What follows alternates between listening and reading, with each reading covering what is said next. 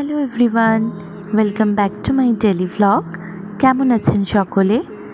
এখানে দেখতে পাচ্ছেন আমি সকালবেলা 5টার সময় উঠে সাজুগুজু করে নিয়েছি। এরপর মা আর বাবার সাথে আমি চলে গেছিলাম দীঘার উদ্দেশ্যে। এখানে আমাদের সকালবেলা এই খাবারগুলি দেওয়া হয় ব্রেকফাস্টের জন্য।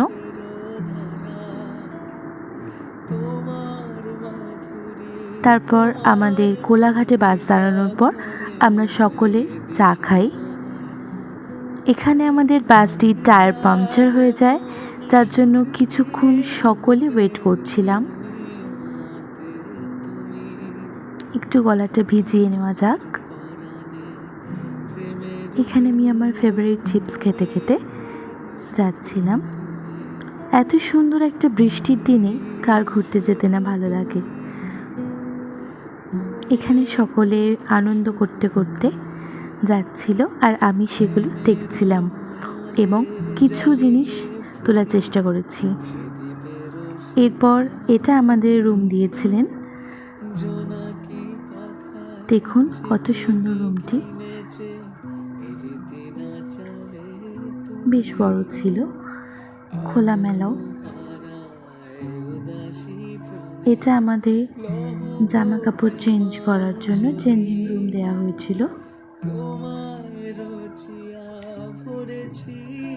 এরপর আমরা সকলে দুপুরের খাবার খেতে চলে আসি। ঝুরো আলু ভাজা, ডাল, মাছের মাথা দিয়ে বাঁধাকপির তরকারি, পোস্ত পটল দিয়ে, আর কাতলা মাছের কালিয়া, চাটনি, পাঁপড়।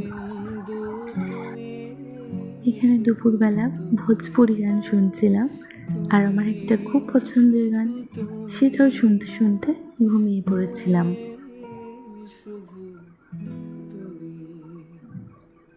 বিকেলবেলা আমরা চা, চিকেন পকোড়া খেয়ে নিই।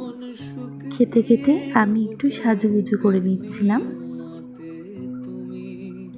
সমুদ্রের উদ্দেশ্যে রওনা দিচ্ছিলাম, তাই একটু সেজে নিয়েছি। এখানে আমি পাগলামি করছিলাম। তারপরে আমরা বেরিয়ে পড়ি। এটা আমাদের হোটেলটি ছিল। সমুদ্রের উদ্দেশ্যে যাচ্ছি। জানি এখানে খুবই অন্ধকার, কিছু দেখা যাচ্ছিল না। এসেছিলাম একটা আইসক্রিম কিনতে।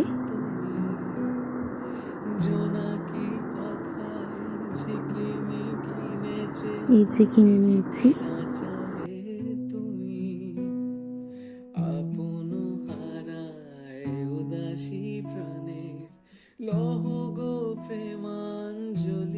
এখানে একটা সুন্দর গানের আসর বসেছিল, যেখানে আমাকেও একটা গান করতে বলা হয়।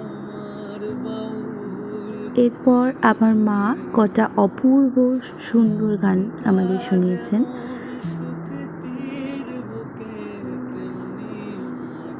তারপর এই কাকুটি আমাদের গান করে শোনাচ্ছিলেন। এরপর আমরা রাতের খাবার খেতে চলে আসি। আজকের মতো এটুকুই, টাটা।